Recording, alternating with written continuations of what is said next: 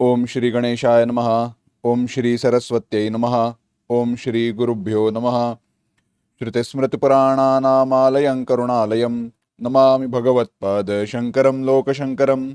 शङ्करं शङ्कराचार्यं केशवं बादरायणं सूत्रभाष्यकृतौ वन्दे भगवन्तौ पुनः पुनः. ईश्वरो गुरुरात्मेति मूर्तिभेदविभागिने व्योमवद्व्याप्तदेहाय दक्षिणामूर्तये नमः. योऽन्तः प्रविश्य मम वाचं मां प्रसुप्तां सञ्जीवयत्यखिलशक्तिधरस्वधाम्ना अन्यांश हस्तचरणश्रवणत्वगादीन् प्राणान् नमो भगवते पुरुषाय तुभ्यम्. वेदवेद्ये परे पुंसि जाते दशरथात्मजे वेदः प्राचेतसादासीत् साक्षाद् रामायणात्मना. उल्लङ्घ्य सिन्धोः सलिलं सलीलं यशोकवह्निं जनकात्मजायाः आदाय तेनैव ददाह लङ्कां नमामि तं प्राञ्जलिराञ्जनेयम्. कूजन्तं राम रामेति मधुरं मधुराक्षरम् आरुह्य कविता शाखां वन्दे वाल्मीकिकोकिलम्.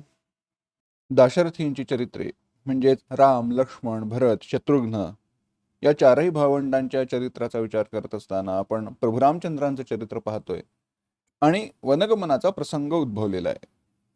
तो वनगमनाचा प्रसंग उत्पन्न झाल्यानंतर आपल्या धर्मनिष्ठत्वेचं आणि धर्मविग्रहत्वाचं प्रदर्शन करत असताना प्रभू रामचंद्रांनी सांगितलं की माता कौसल्या आणि लक्ष्मण या दोघांची समजूत घातली की वडिलांच्या वचनाचं पालन करणं हे माझं कर्तव्य आहे, तो माझ्यासाठी धर्म आहे आणि त्या कर्मापासून मी परावृत्त होऊ शकत नाही. त्यानंतर लक्ष्मणाने तेजस्वी उद्गार काढलेत की हातात शस्त्र धारण करा. दैव दैव म्हणत किती वेळ हातावर हात ठेवून बसायचं. हे माझं दैव आहे, हे माझं प्रारब्ध आहे असं न म्हणता त्याच्यावरती पुरुषार्थाने मात केली पाहिजे. परंतु प्रभू रामचंद्रांनी समजावलं लक्ष्मणाला. पुन्हा एकदा जो विचार आपण पहिला उपस्थित केला होता त्याचंच पुन्हा निर्वचन करतो. या सगळ्या प्रभू रामचंद्र भूमिके या सगळ्या प्रसंगामागे प्रभू रामचंद्रांची जी भूमिका आहे तिचा विचार करत असताना एक गोष्ट लक्षात घ्या. धर्माचा विचार, सत्याचा विचार, दैवाचा आणि पुरुषार्थाचा विचार हा केवळ प्रतिकूलामध्ये नाही तर अनुकूलामध्येही करायचा असतो. ज्या वेळेला मला राज्याभिषेक व्हावा याचा निर्णय घेतला गेला, हे ठरवलं गेलं, त्यावेळेला भरत उपस्थित नव्हता. भरताची उपस्थिती तिथे नव्हती आणि मग तसं असेल भरताच्या अनुपस्थितीमध्ये निर्णय घेतला गेलाय तर तो योग्य का मानायचा. आणि मग मला जो वनवासाचा आदेश झालेला आहे त्या ठिकाणीच प्रतिकूल आहे म्हणून दैव म्हणत किंवा त्याच्या विरुद्ध का उपस्थित राहायचं, चालत नाही. कामात, क्रोधात, भयात, हर्षात हे आपण म्हटलं की कोणत्याही भावनेमध्ये किंवा भावनेच्या ओघामध्ये भरामध्ये माझ्या वडिलांनी दिलेला आदेश हा माझ्यासाठी शिरसावंदी आहे. मग तुला राज्याभिषेक होईल, आनंदाच्या भरामध्ये त्यांनी सांगितलं ठीक आहे, मान्य आहे.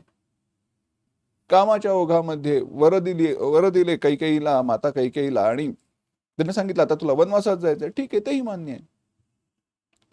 दोन्ही माझ्यासाठी समान आहे. हा सर्व प्रसंग झाल्यानंतर पुढे सर्व प्रकारे तयारी करून बरेच मोठे संवाद आहेत. माता कौसल्या मग स्वस्तिवचन करते. माता सीता माता इच्छा व्यक्त करते. प्रभू रामचंद्र तिला परावृत्त करायचा प्रयत्न करतात. मानसाने त्याच्यामध्ये सुंदर वर्णन केलंय. मानस म्हणतं हंस गवनी तुम नाही जोगू.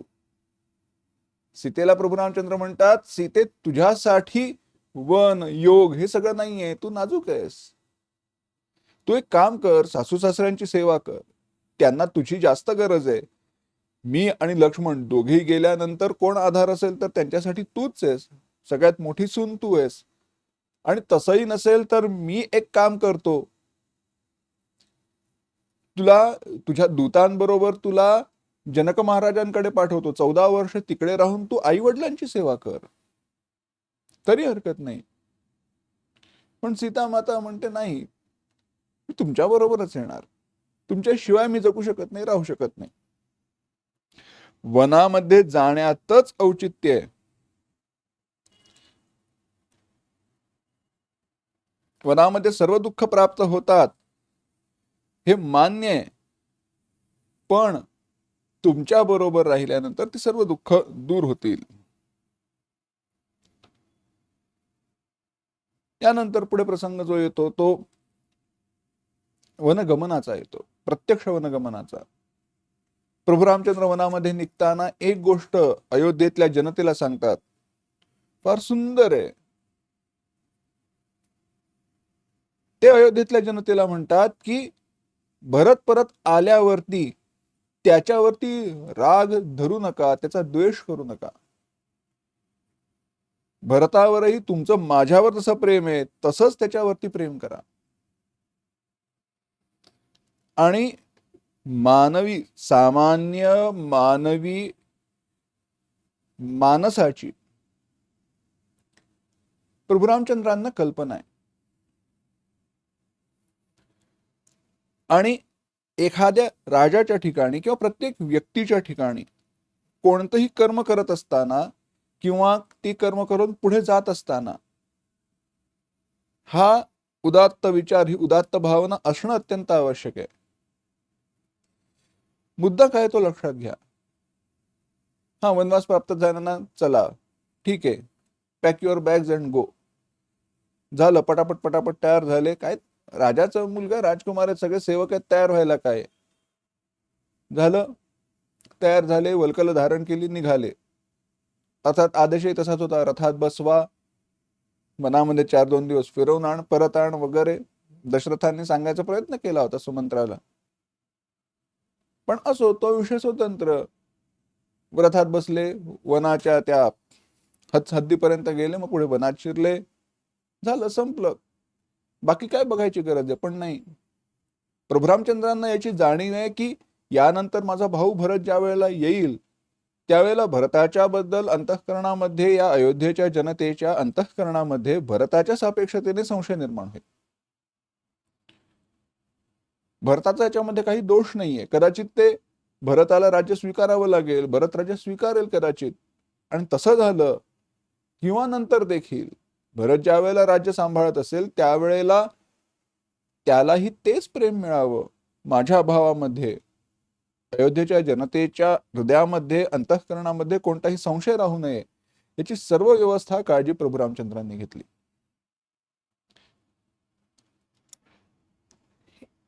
आपण एखाद्या व्यक्तीवरती उत्तरदायित्व सोपवत असताना, देत असताना, त्याला हँड ओव्हर, ते अत्यंत शुद्ध झालं पाहिजे. त्यानंतर त्या व्यक्तीला आपल्यामुळे काही त्रास होता कामा नये, हाही विचार आहे. हा, एक उत्तम मार्ग दाखवून द्यावा, पण त्याला बाकी त्रास होणार नाही, ही व्यवस्था करा.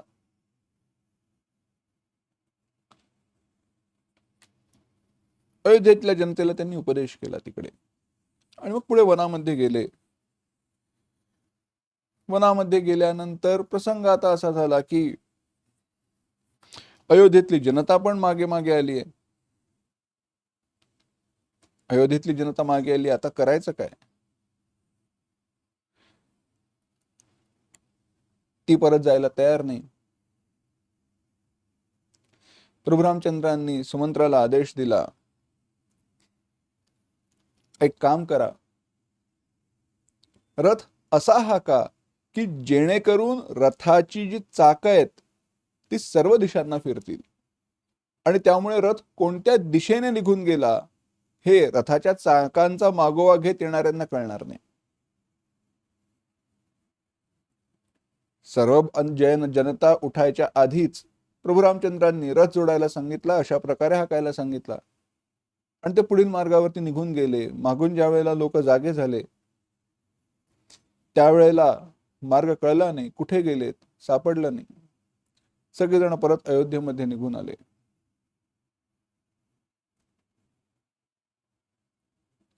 हे आवश्यक आहे. हे लुप्त होणं आवश्यक आहे.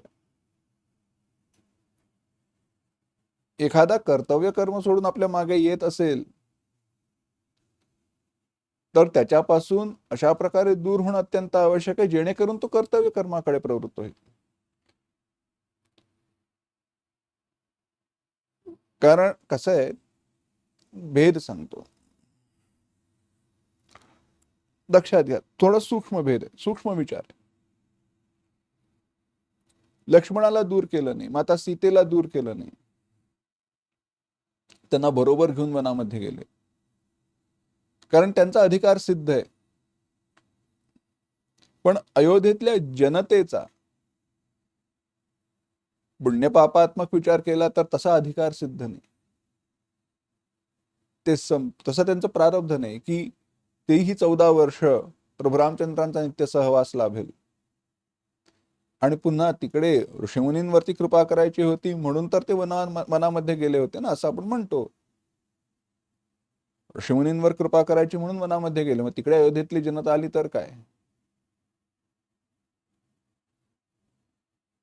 मग असं जात असताना मागचं मागे ठेवायचं आणि पुढे जायचं. त्यातूनही मागचं कोणी बरोबर येत असेल तर त्याला कर्तव्य कर्मांची जाणीव करून दिली पाहिजे की त्या ठिकाणी मग ती कर्तव्य कर्म सोडून येता येत नाही. तो आता आपल्याला तेवढं पुण्य तेवढा अधिकार प्राप्त झालेला नाही. असो, प्रभू रामचंद्र पुढे गेले. पुढे गेल्यानंतर पोहोचलेत शृंगवेरपुराच्या तटावरती.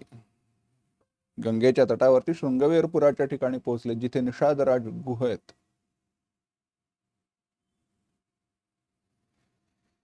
निषादराज गुहांनी प्रभू रामचंद्रांचा सत्कार केला. त्या ठिकाणीच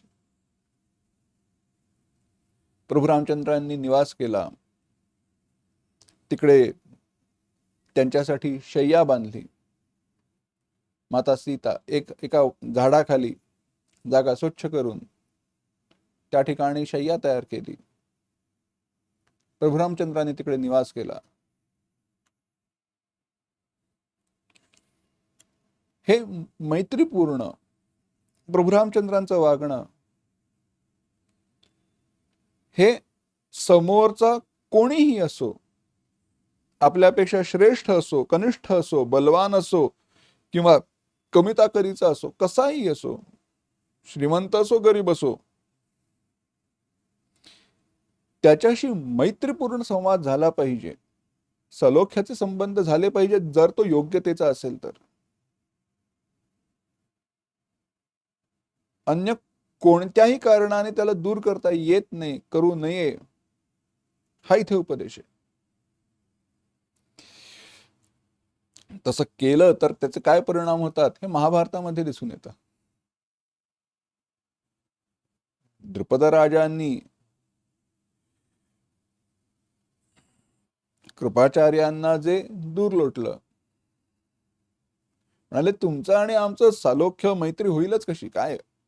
गुरुकुलामध्ये असताना दोघांची मैत्री झाली होती आणि द्रुपद राजाने सांगितलं राजकुमार असताना की तुम्ही या, करेन सर्व काही मदत. आणि खरंच ज्या वेळेला मदत मागायला गेले त्यावेळेला ओळखच दाखवली नाही. समानशीले व्यसनेषु सख्यम, तुमच्या आमचा काय समान आहे की ज्याच्यामधनं तुमची आणि माझी मैत्री होईल. होत नाही. अपमान केला, पाठवून दिलं.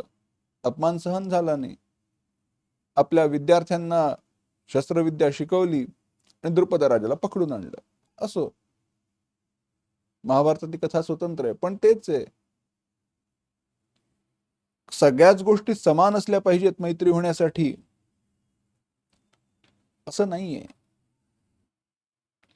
ज्याची योग्यता आहे त्याच्याशी मैत्री, सालोख्य हे राहिलंच पाहिजे, असलंच पाहिजे. त्याची ती मर्यादा सांभाळलीच पाहिजे. शिकण्यासारखं आहे.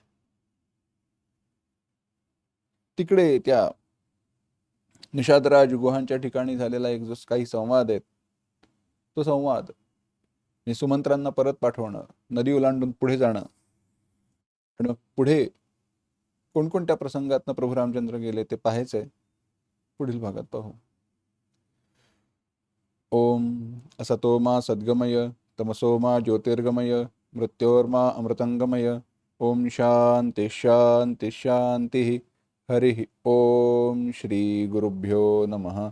हरि ओम.